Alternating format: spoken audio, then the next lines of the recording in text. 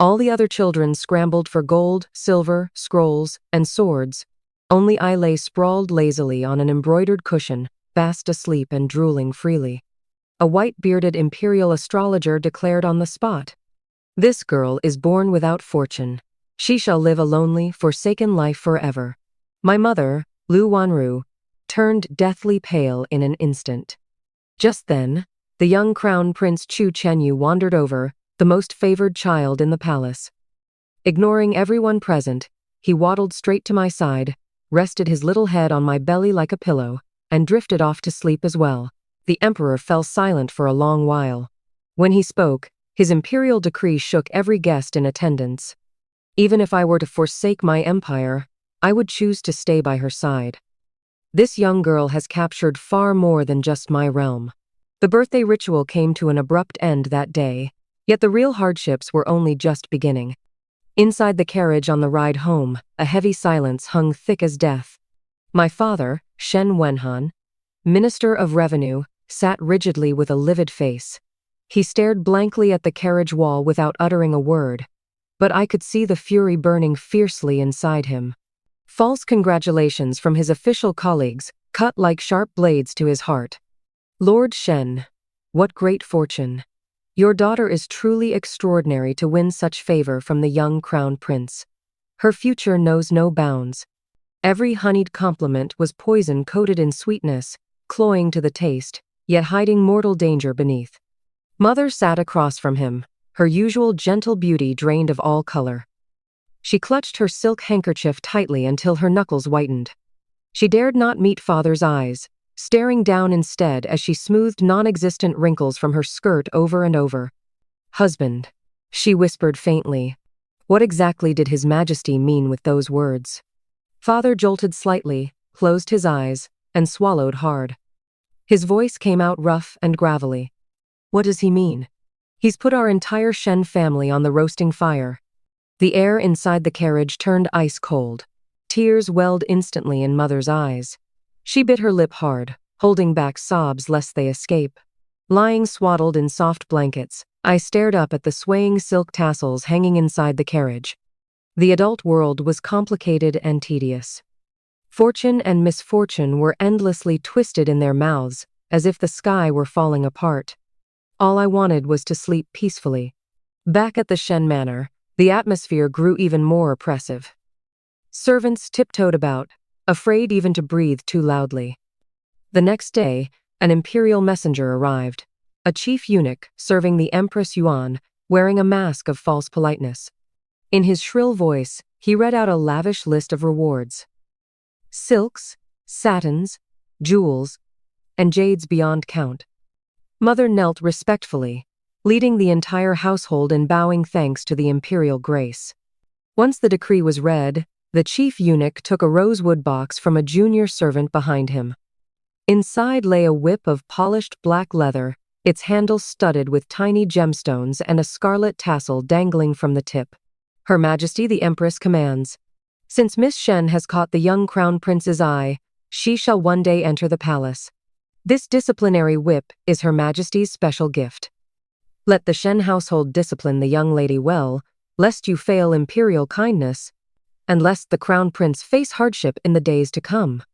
Disciplinary whip sounded noble enough, but it was simply a tool for punishment, a warning, and a clear threat.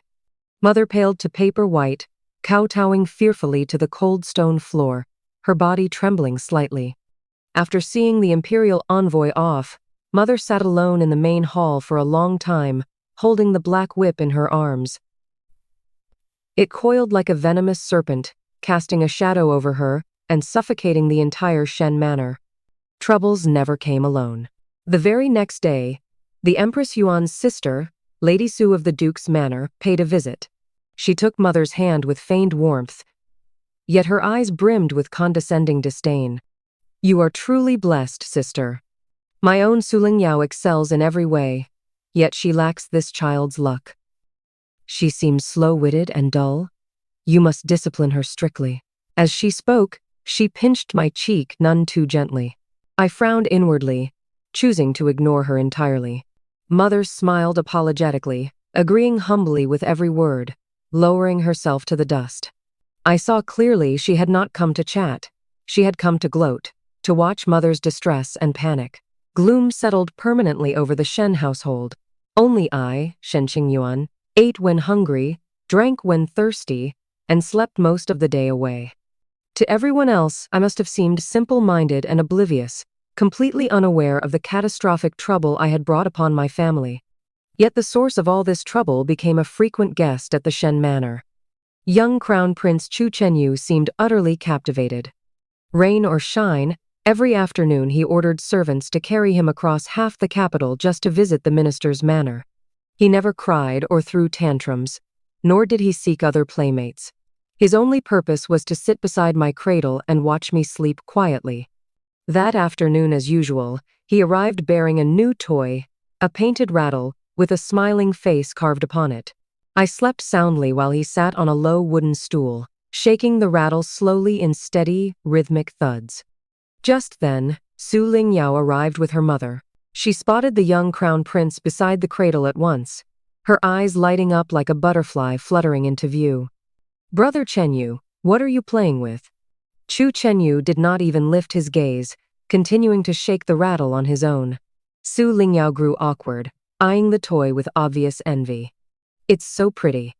May I play with it?" She reached out to take it without waiting for an answer. Chu Chenyu's childish face turned stern in an instant. He hugged the rattle tightly to his chest, guarding it like the most precious treasure in the world. Su Lingyao missed her grasp, embarrassment flushing her features.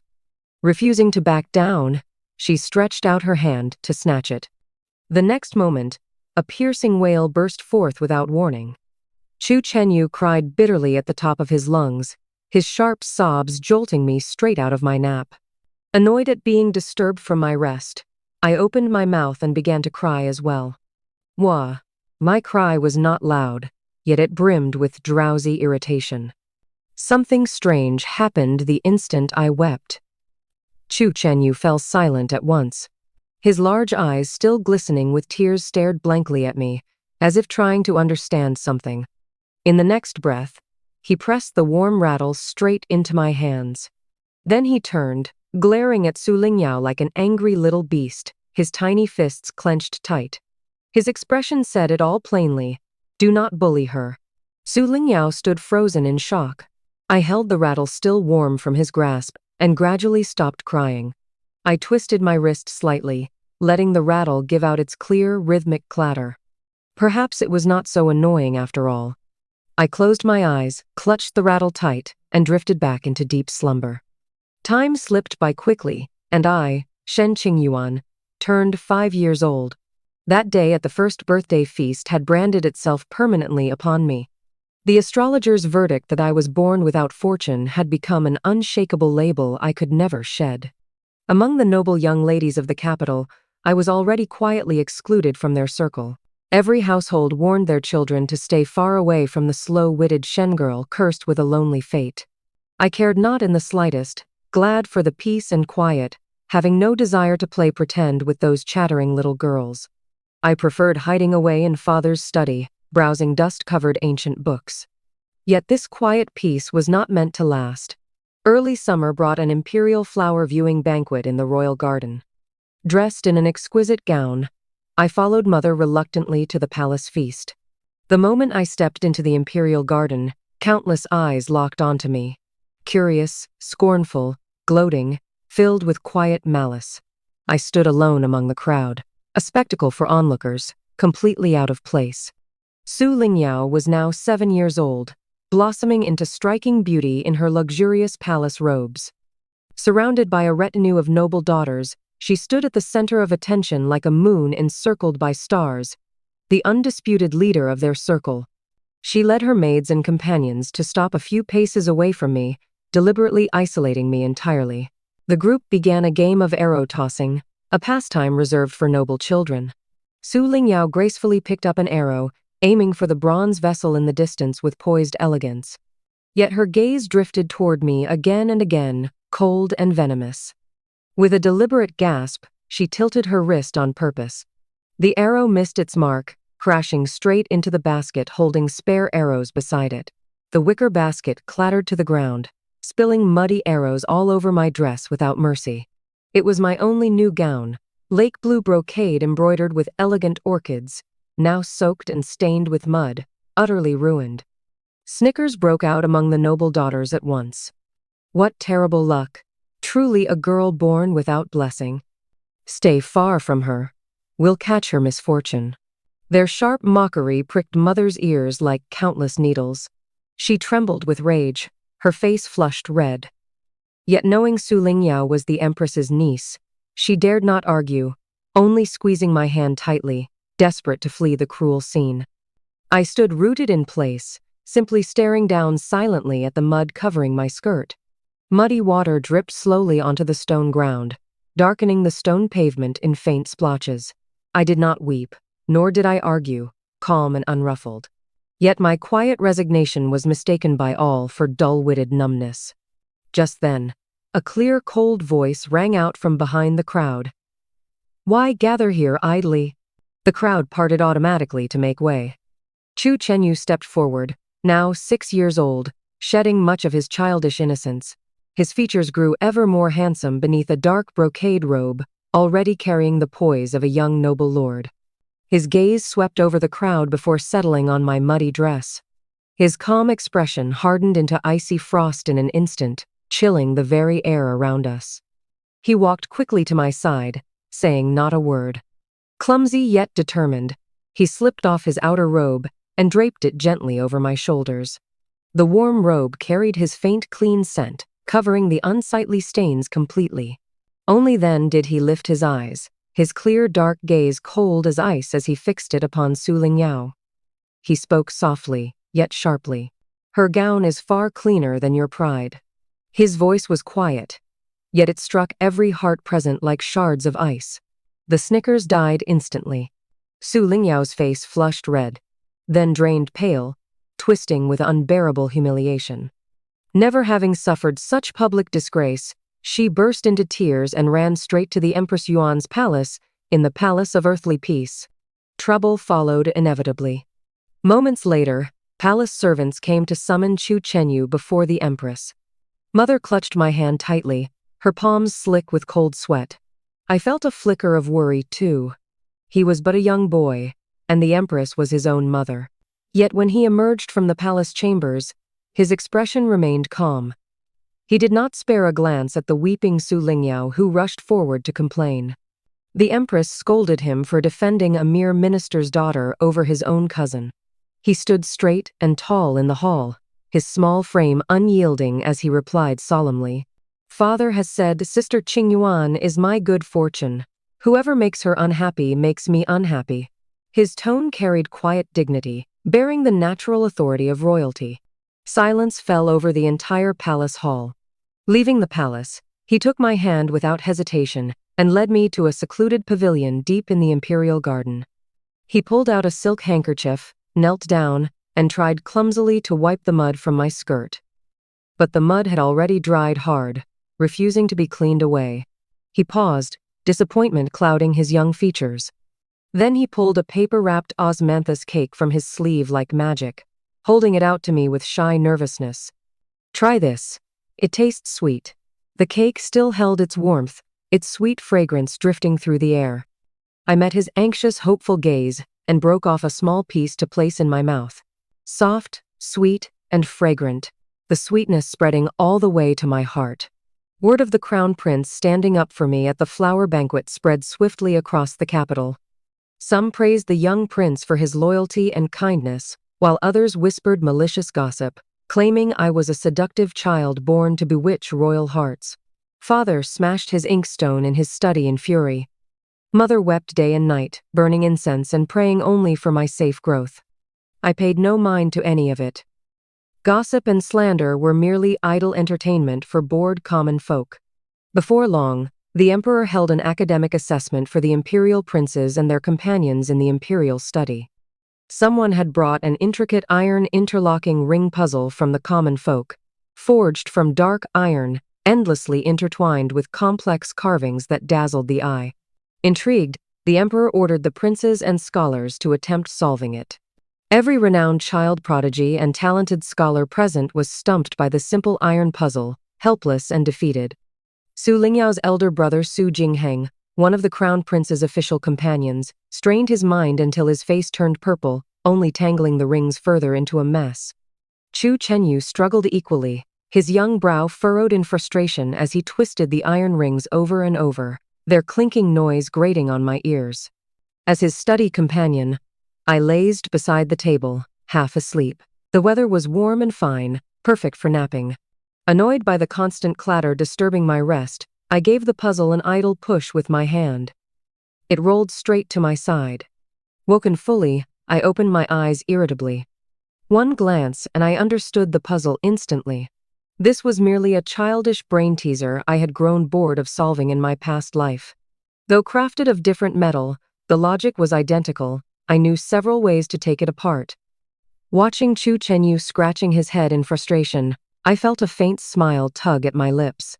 I yawned lazily and leaned close to his ear, murmuring the solution in a soft, sleepy voice only he could hear.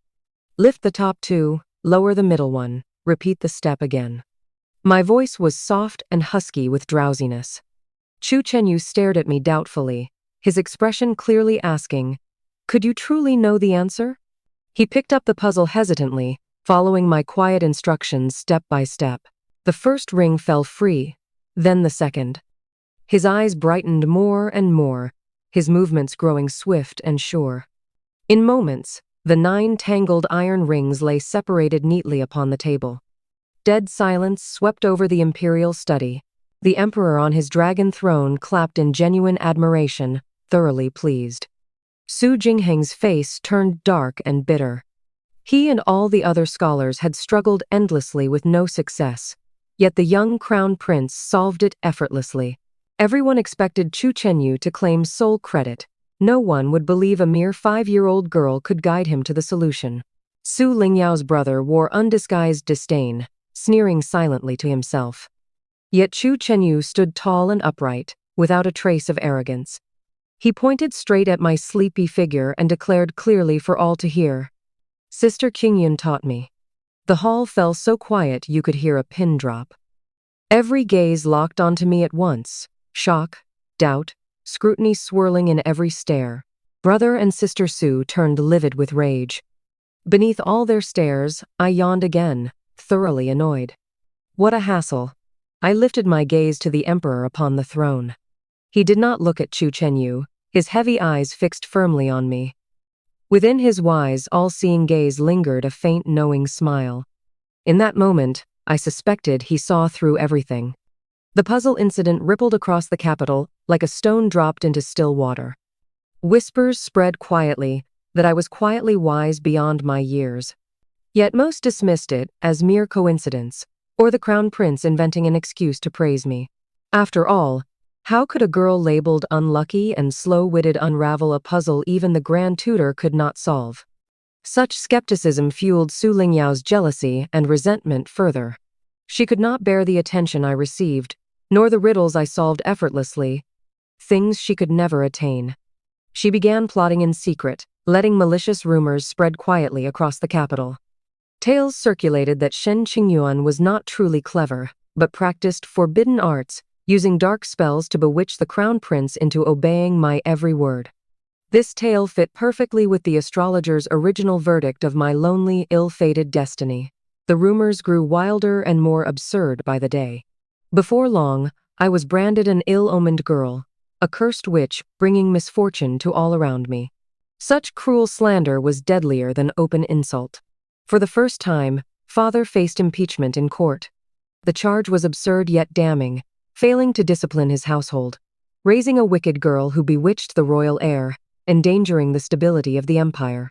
The emperor suppressed the memorial and chose not to pursue the matter, yet the tide of court opinion had already shifted against us. Bearing unbearable political pressure, father locked himself away in his study day after day. When I saw him the next morning, streaks of white hair had already appeared at his temples. In that moment, I understood fully. Yielding silently and relying solely on Chu Chenyu's protection could never last. His shelter was a double-edged sword. It could shield me from harm, yet also pushed me and my family further into political peril.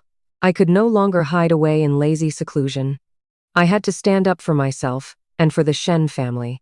I began using father's position as Minister of Revenue to my advantage. No longer content with casual reading, I delved deep into dusty official records. Grain transport, salt taxation, treasury accounts. Beneath cold words and numbers lay the hidden veins running the entire imperial realm. Seeing me finally grow mature, Mother began teaching me household management and noble etiquette. I cared little for trivial formalities, yet I found endless fascination in the family ledgers. Every silver coin spent, every shipment traded. Each was a puzzle waiting to be solved. Chu Chenyu still visited the manor often. Sensing the Shen family's troubles, he no longer brought trivial trinkets, instead gifting me endless volumes of classic texts. History, astronomy, geography, even rare ancient manuscripts filled my shelves. Every time he handed me a new book, he spoke earnestly. Sister Qingyuan, the grand tutor says learning more will stop others from bullying you. He thought I grieved over the cruel rumors. Beneath his clear, innocent eyes, I nodded gently. He did not know these books would become sharper weapons than any blade. One day, browsing an ancient agricultural text, I stumbled upon records of drought prediction. The book detailed how to foretell floods and droughts through celestial signs, plant growth, and bird behavior. Curiosity sparked within me, and I began observing the capital's weather closely. Day after day blazed cloudless and clear, the air growing dry enough to parch one's throat. Cross-referencing years of weather records with the ancient text's omens, I reached a bold conclusion. Within half a month, the capital and surrounding lands would face a once-in-a-century severe drought. My heart raced quietly. This was my chance to reverse my fate completely. I shut myself in my chamber and wrote an anonymous secret letter in an adult's formal handwriting. I wrote no unnecessary words, only listing the clear omens of coming drought, ending with one line. Heaven's signs warn of disaster. Prepare without delay. I wrote with my left hand deliberately, hiding my true handwriting. Then I sent the letter through a trusted channel straight to the right Prime Minister, the uncle of Su Lingyao, Su Bingqian. As I sent the letter away, I felt an unshakable calm settle over me. The chessboard was set. Now I would wait for them to make their move. Su Bingqian glanced at the anonymous letter upon receiving it, then scoffed in disdain, dismissing it as baseless superstition and foolish celestial speculation. He crumpled the letter carelessly and tossed it into the wastebasket, assuming some minor official sought favor with empty prophecies. Soon after, Su Lingyao heard of the letter from her uncle while drinking tea with noble friends, mocking it openly as a ridiculous joke. Some foolish soul pretends to read heavenly signs to deceive my uncle. The sun blazes bright with no hint of drought. Utter nonsense. She laughed openly, her companions joining in mockery. Days passed, the 10-day mark arriving yet the weather remaining scorchingly clear, growing hotter by the hour. Rumors that I practiced forbidden witchcraft grew louder, the failed prophecy seeming proof of my dark arts. The Su family grew ever more arrogant, convinced they had won. Chu Chenyu heard the drought rumors and rushed to find me, his face filled with worry. Sister Qingyuan, they say a great drought will come in half a month. Is it true? I was studying water transport maps, barely lifting my gaze. Store more water and grain. It never hurts to prepare. My vague answer held no denial, and he trusted me completely without question. Without further delay, he returned to the palace and issued private orders as Crown Prince, ordering his private manors on the capital's outskirts to dig irrigation canals and store reservoir water in advance. Others dismissed it as childish nonsense, yet none dared openly defy the Crown Prince's command. The half-month deadline arrived at last. The day dawned windless and cloudless, the heat sweltering enough to suffocate. Day 1. No rain. Day 2. No rain. Days 3, 4, 5. Not a single drop fell from the sky. The river surrounding the capital shrank visibly, its riverbed cracking open to the sun. Farm crops withered and curled, the earth splitting into jagged fissures. The great drought had arrived, swifter and more brutal than anyone had imagined. Water supplies in the capital grew scarce by the day, common folk crying out in suffering. The emperor flew into a rage in court, furious that not a single official had foreseen the disaster or taken action. All court officials fell silent, none daring to speak a word. Su Bingqian turned deathly pale, finally remembering the discarded anonymous letter. He sent servants searching frantically for the paper, only to find it long burned to ash. He wished to confess to the emperor, yet had no proof, and feared being charged with negligence and deceiving the throne. He could only hide in quiet terror. As despair gripped the court and common folk alike, officials from the Crown Prince's estate submitted a formal report. Thanks to early irrigation and water storage across his private manors, drought losses were minimal. Not only had most crops survived, there was surplus grain to open granaries and feed starving villagers nearby. The news arrived like timely rain, steadying the panicked court. The emperor praised Chu Chenyu openly before all officials, lauding his foresight and compassion for the common people, declaring him worthy of royal blood. Chu Chenyu stood calmly in the grand hall amid widespread praise, yet accepted no glory for himself. He turned to the emperor and spoke steadily. "Father, I cannot claim credit. Sister Qingyuan warned me long ago." Once again, the name Shen Qingyuan hung heavy in the silent court. Every official's gaze turned to my father standing quietly at the hall's edge, his heart overwhelmed with shock and awe. I sat lazily on a swing in the Shen Manor garden, staring up at the blazing sun with a faint, quiet smile. This time, I was no longer labeled an ill-omened witch. I was the blessing maiden who saved countless common lives. Opinion across the court shifted completely after this. No one dared repeat old slanders of my cursed fate anymore. Praises followed: blessed maiden, hidden genius, wise counselor. For the first time, my name was linked to wisdom and good fortune, not humiliation and scorn. The Su family became the greatest losers. Su Bingqian was publicly reprimanded by the emperor for ignoring heavenly omens and neglecting his duties, punished with 3 years' lost salary and ordered to confine himself at home in reflection. The entire Su household lost all face and prestige. Su Lingyao fell from her place as leader among noble daughters, becoming the target of quiet mockery behind closed doors. She blamed all her misfortune on me. Her jealousy curdled into bitter, unforgiving hatred, rooted deep in her bones. Autumn brought the annual royal hunt.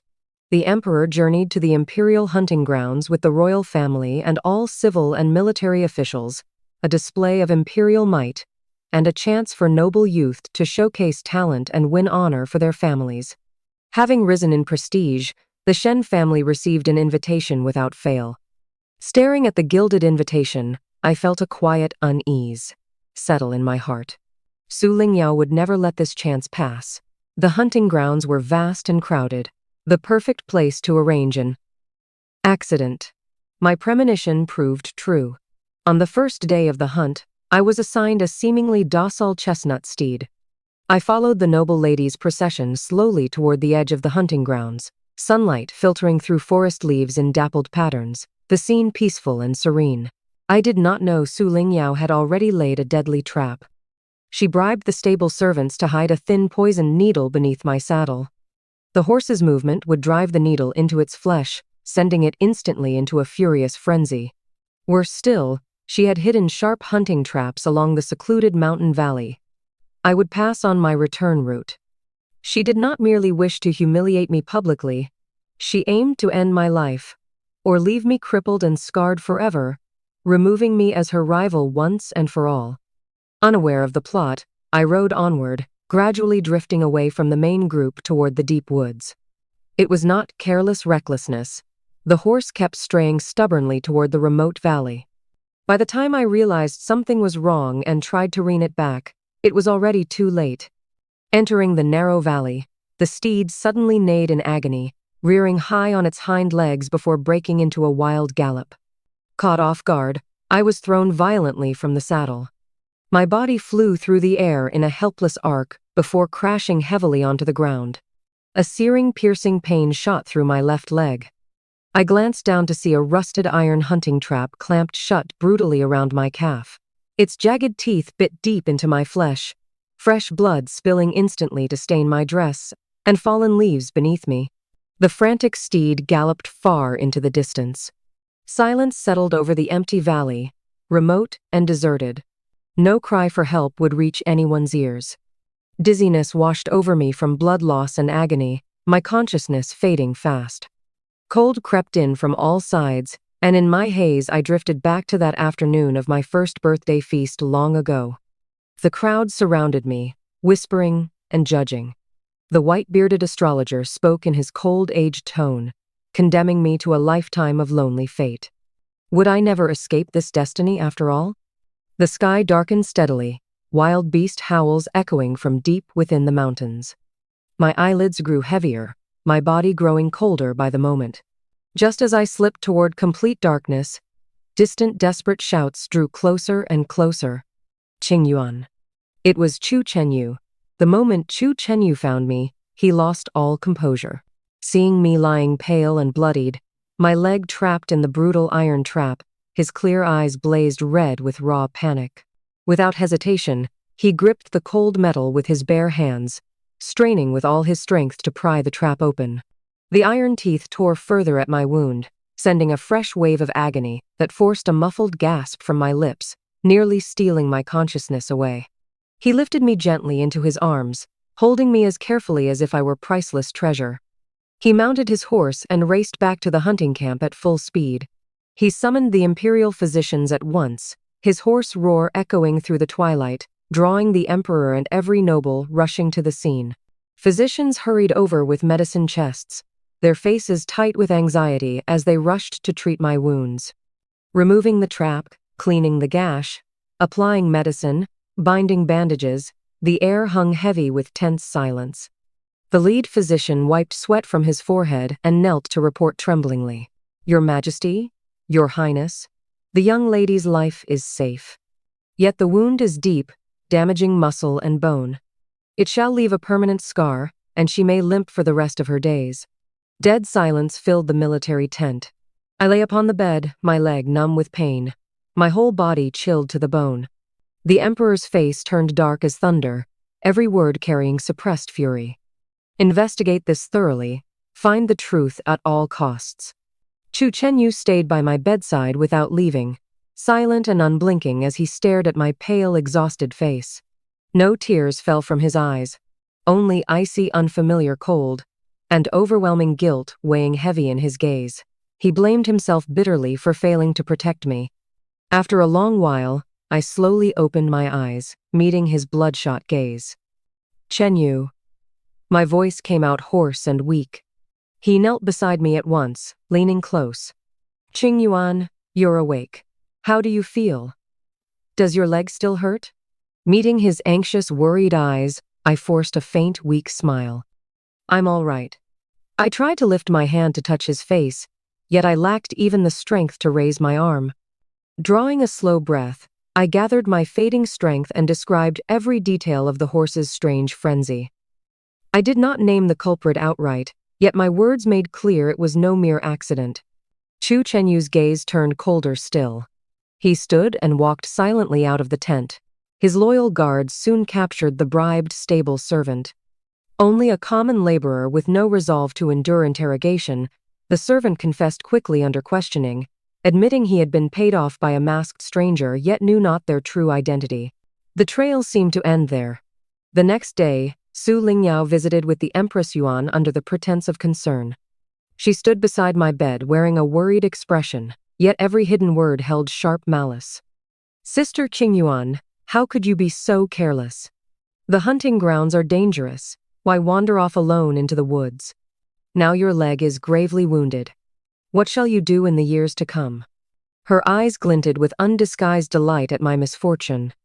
Mother trembled with rage yet held back her anger, unable to argue with the Empress's niece.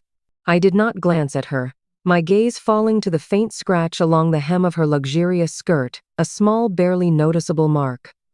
I recognized that scratch at once, left by the unique brambles growing only in that remote valley. I knew that valley well.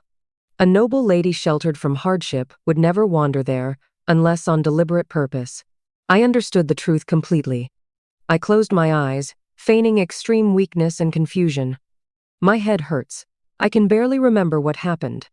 I pretended to be traumatized and disoriented, letting her believe I was too shaken to uncover her plot. A flicker of smug satisfaction crossed Su Lingyao's eyes before she turned to leave. Watching her retreating back, I slowly clenched my fist tight. Su Lingyao, this game has only just begun. My leg injury was far too severe to travel back to the capital immediately. The emperor ordered us to stay and recover at the imperial resort palace. Chu Chenyu chose to remain beside me too, claiming he wished to pray for my good fortune. He stayed close by nearly every moment. It gave me time to plan my counterattack quietly. Days at the resort passed deceptively calm. I rested, took medicine, and practiced walking slowly to heal my leg. Beneath the piece, an invisible net was already being woven tight. I ordered Chu Chenyu's hidden guards to secretly investigate Su Lingyao's movements, connections, and dealings over the past month. At the same time, I spread rumors that the captured stable servant had fully confessed, revealing key clues to the mastermind. The Crown Prince's household was keeping the truth secret, waiting to arrest everyone involved at once. The rumors threw the already anxious Su Lingyao into utter panic. She did not know how much evidence we held, fearing the masked accomplice would betray her. Crushed under mounting pressure, she made a foolish choice, sending her most trusted maid to sneak out of the resort, ordering the masked assassin to either flee the capital overnight or be silenced forever. She thought her actions hidden in secrecy, yet every move fell under the Crown Prince's watchful eyes. Imperial hidden guards lay in wait outside the resort, intercepting the maid the moment she met the mysterious assassin. Following the lead, they soon uncovered the masked stranger. A trained private assassin raised secretly by the Su family since childhood.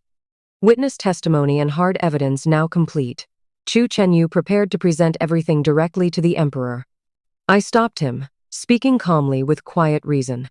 With only one assassin, we cannot bring down the entire Su household. He will take all blame upon himself alone. The Su family will merely sacrifice one pawn, and all our efforts will be wasted. We cannot strike Su Lingyao yet. First we must cut away her power and support. Chu Chenyu understood my plan instantly. He compiled all evidence neatly. The assassin's confession, witness proof from the maid's secret meeting, the bramble scratch on Su Lingyao's skirt, arranged into an unbreakable case file to present before the emperor. Inside the imperial study, the emperor read through the detailed records in long silence, his expression unreadable, fury, shock, and quiet admiration tangled in his gaze. The next morning, an imperial decree was issued from the resort palace. Grand Tutor Su was punished for failing to discipline his family and kin, losing 1 year's official salary. His son Su Jingheng was dismissed from his post as Crown Prince's companion, ordered to leave immediately for military training on the remote northern border. The decree never openly mentioned the hunting ground assassination attempt, yet every official understood clearly it was the emperor's sharp warning and punishment for the Su clan. Su Lingyao escaped direct punishment, yet lost her father's political influence and her brother's position at court, her wings clipped clean away. I knew this was only the beginning. The emperor had long waited for a chance to uproot the Su family's power entirely. I would hand that chance straight to him. Once my leg healed fully, we journeyed back to the capital. Through careful healing and determined recovery, I walked without visible limp once more. Yet the jagged scar on my calf remained forever, a constant reminder of that day's despair and pain. After returning home, Chu Chenyu grew even more protective and devoted toward me, shielding me from all harm without fault. Beneath his gentle affection lingered a quiet fear of losing me. After their defeat, Su Lingyao's prestige among noble daughters crumbled completely, never regaining her former glory. Her gaze toward me burned with unyielding hatred, wishing to grind me to dust. Days slipped by in uneasy calm until foreign envoys arrived at the capital, shattering the quiet peace. To display imperial grandeur, the emperor held a grand feast in honor of the guests. After rounds of wine, the lead foreign envoy rose to his feet, proposing a literary contest of poetic couplets with the imperial scholars. He recited his opening line, "Mist veils the pond willow." Only 5 simple characters, yet each radical contained one of the 5 elements: metal, wood, water, fire, earth. The imagery was distant and profound, a nearly perfect, unmatchable verse. All civil and military officials fell silent, none able to craft a fitting reply. The atmosphere turned awkward instantly. Desperate to restore the Su family's fading prestige, Grand Tutor Su stepped forward to ponder for a long while, forcing out a clumsy reply. Yet its rhythm, structure, and meaning paled hopelessly in comparison. The foreign envoy smiled faintly in quiet disdain, diminishing the great empire's literary honor. The emperor's expression turned dark as he glanced toward Chu Chenyu. Chu Chenyu frowned deeply, clearly stumped by the intricate verse. I sat quietly at the far end of the ladies' seating area, staring lazily at the floating tea leaves in my cup. Mist veils the pond willow. Memories from my past life flooded back instantly, the timeless, perfect matching line rising clearly to my mind. An idea stirred within me. I picked up a brush and paper, wrote the reply swiftly, folded the note, and handed it to a palace maid, bidding her pass it quietly to Chu Chenyu. Chu Chenyu took the folded note with confusion. Unfolding it, he froze for a moment before his handsome eyes lit up with brilliant surprise. He stood abruptly, his clear voice echoing through the grand banquet hall. Cannons guard the river tower. Every character also held the 5 elemental radicals, one soft and serene, one bold and mighty, one still, one powerful. The imagery was grand and imposing, matching the opening line perfectly in rhythm and depth, even surpassing it in spirit. Silence swept the hall for a heartbeat before thunderous applause erupted. The foreign envoy stared in stunned admiration, then bowed deeply to Chu Chenyu. Your Highness possesses extraordinary talent. I yield with sincere admiration. The emperor beamed with delight, laughing openly. He stared proudly at his son and asked again, Chenyu, this matched couplet is flawless beyond compare. How did you compose it? All eyes fixed upon Chu Chenyu. Grand Tutor Su watched anxiously, tense with unease. Yet Chu Chenyu did not claim the glory for himself as he always might have. A faint knowing smile played on his lips as he met the emperor's gaze. Why must your majesty ask? He turned slowly, his gaze crossing half the hall to lock precisely onto me. No pride, no empty gratitude, only undisguised admiration and quiet pride, declaring to all the world. His glory had always been mine. My heart skipped a startled beat. After the couplet contest, my reputation for wisdom spread across the entire capital, erasing forever the old label of slow-witted misfortune. The unspoken understanding between Chu Chenyu and me became plain for all to see. With me by his side, Chu Chenyu would only grow more outstanding. With me in his life, Su Lingyao would never rise above me. This bitter truth drove the Empress Yuan and the powerful Su clan to desperate measures. They knew ordinary slander and schemes could no longer harm me. So they resolved to strike at the person I cherished most deeply, my father, Shen Wenhan. Disaster descended without warning. Massive financial embezzlement was uncovered in the grain transport project, supervised by father. Forged ledgers and fabricated evidence pointed all suspicion directly at the Minister of Revenue himself. Accusation: embezzling public funds while guarding imperial finances. The charge was deadly enough to condemn our entire household to punishment. Evidence seemed irrefutable, the case airtight. Father could not defend himself and was imprisoned immediately in the high-security judicial prison. Overnight, everything fell apart. The Shen Manor was sealed off, property seized and counted. Mother, I, and all servants were driven from our ancestral home, left stranded helpless on the street. Common folk gathered to point and whisper. Cruel gossip spreading like wildfire. Once noble and respected, we became the laughingstock of the capital in an instant. Mother collapsed into unconsciousness from the crushing blow. I knelt beside her fallen form, alone and helpless, until Chu Chenyu's loyal guards appeared quietly, dispersing the crowd and leading us secretly to a hidden villa on the capital's outskirts. Chu Chenyu rushed to our side at once. Seeing Mother's fragile state and my desolate appearance, his eyes reddened with anger. He clenched his fist, ready to rush to the palace and plead with the emperor at once. "Do not go," I spoke softly, stopping him. He turned to me, confused and urgent. "Xingyuan, I will beg father at once. He will believe Lord Shen's innocence." I shook my head gently, calm and steady. "It will not work. Witnesses and forged evidence seem absolute. Pleading rashly will only drag you down into ruin alongside us. Begging mercy solves nothing. We must find proof to clear father's name ourselves." My quiet resolve steadied Chu Chenyu's rising anger. He drew a deep breath and nodded firmly. "You are right. Tell me what you need. I will give you anything. I need every grain transport ledger and official record from the past 3 years, not one missing page." My voice was steady, my gaze unwavering. It seemed an impossible demand, sealed judicial archives forbidden to outsiders. Yet Chu Chenyu did not hesitate for a moment. "Wait for my return." The Su family celebrated openly, convinced we were broken beyond repair. They spread vicious rumors everywhere, claiming the embezzlement case was proven fact, and our entire household would face execution soon. They hoped to break me with despair and fear. Listening to the cruel whispers outside, my heart turned cold as stone. I stared into the dark night and murmured quietly, "Su Lingyao, you celebrate far too soon." 3 days later, Chu Chenyu returned, bringing 3 massive chests stuffed full of heavy official ledgers.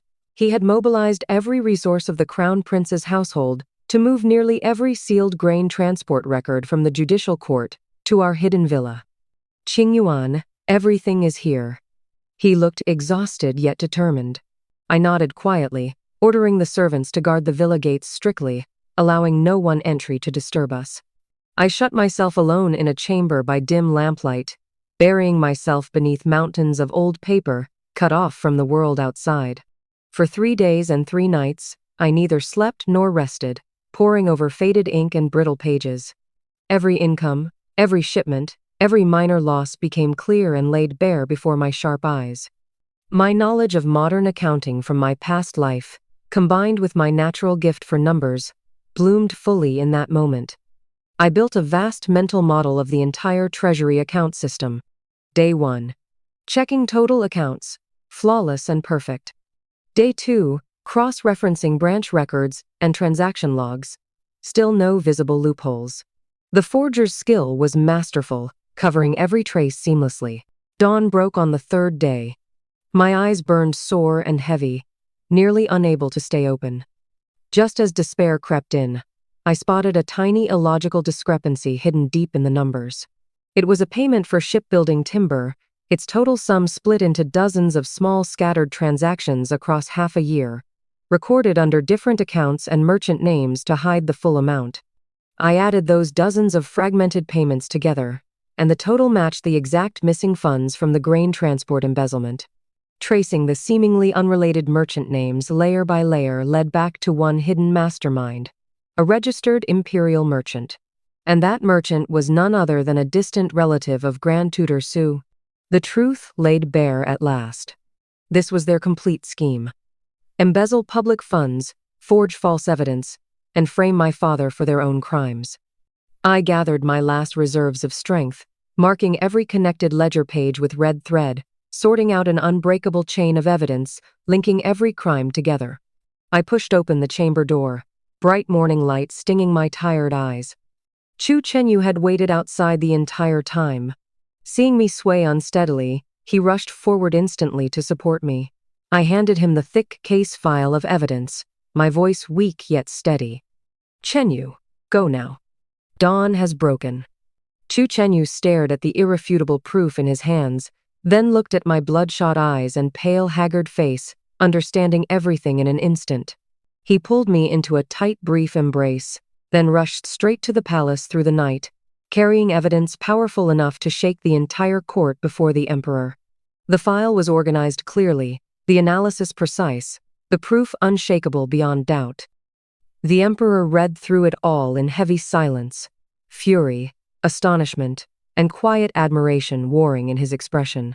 As dawn painted the sky, an imperial decree spread across the capital: retry the grain transport embezzlement case immediately. At that very moment, Su Lingyao still dreamed of future glory and imperial favor in her chambers, until news arrived that imperial guards had surrounded the entire Su manor. The teacup slipped from her hand, shattering on the floor, and she collapsed lifelessly into her chair. The retrial moved swiftly and decisively. Faced with overwhelming evidence, every excuse from the Su family crumbled to dust. The truth was declared openly to all. Father was cleared of all charges, reinstated to his official rank. Having endured unjust imprisonment and emerged with dignity intact, he gained even greater trust and favor from the emperor than before. The Shen family emerged stronger than ever after disaster. The Su family faced total ruin. Charged with embezzling public funds and framing a loyal official, crimes worthy of clan punishment, Grand Tutor Su was stripped of rank and imprisoned. The main Su family line was exiled 3,000 miles to remote borders, banned forever from official service in the capital, all property confiscated by the state. Once powerful and respected, the duke's manor crumbled to dust overnight. Su Lingyao, proven the mastermind behind both the hunting ground assassination and the false embezzlement charges, faced unforgiving punishment. Out of mercy for her relation to the Empress Yuan, the emperor spared her public execution, granting her a length of white silk to end her life privately in her chambers, a final shred of dignity. Before her end, consumed by bitter regret and endless resentment, she asked the imperial messenger, "Where did I lose everything?" No one answered her. Perhaps from the moment she first turned malice toward me, her fate was already sealed. The Empress Yuan, accused of shielding the Su family's crimes and covering for Su Lingyao's deeds, was ordered confined to her palace chambers for life. Her imperial phoenix seal revoked. She would spend her remaining days in quiet solitude amid incense and prayer. Once the dignified empress presiding over the inner palace, she became little more than a fallen noble recluse. Everyone involved received their just punishment at last. After the chaos settled, the imperial astrologer who once condemned my lonely fate submitted a formal plea for punishment, admitting his judgment was blind and flawed, begging leave to retire from court forever. The emperor granted his request. The chains of fate forged over a decade finally shattered completely. The emperor summoned me privately to the imperial study soon after. The first time I stood alone before the supreme ruler of the realm. He stared at me with unreadable complexity in his eyes. "Shen Qingyuan, you have aided me in stabilizing the court and protecting my people. Name any reward you desire. It shall be yours." I knelt and bowed respectfully. "I seek no wealth or glory, Your Majesty. I ask only that my Shen household live in peace and safety for all generations to come." After enduring so many trials and storms, I cared no longer for worldly splendor. I only wished for quiet peace. The emperor stared at me in surprise before breaking into genuine laughter. "You seek no riches, only peace, rare and noble indeed. So shall it be granted." His smile faded into solemn gravity as he issued an imperial decree on the spot. "My third son Chu Chenyu possesses noble character, wisdom and kindness, bearing the closest likeness to myself. He is hereby named Crown Prince. Shen Wenen's daughter Shen Qingyuan possesses noble temperament and extraordinary wisdom. Having shared childhood with the Crown Prince and formed a deep lifelong bond, she is hereby betrothed to him by imperial order. A grand wedding shall be arranged at an auspicious date." I froze on the spot, utterly stunned, never expecting the emperor to bestow a royal marriage between the Crown Prince and me. Seeing me sitting there in a daze, the emperor smiled and teased gently. "What? Do you refuse this imperial grace?" I snapped back to my senses, cheeks flushing pink, and bowed my head deeply. "This humble maiden humbly accepts Your Majesty's gracious decree." The wedding day arrived with grand fanfare, a 10-mile procession of red silk draping the whole city in celebration.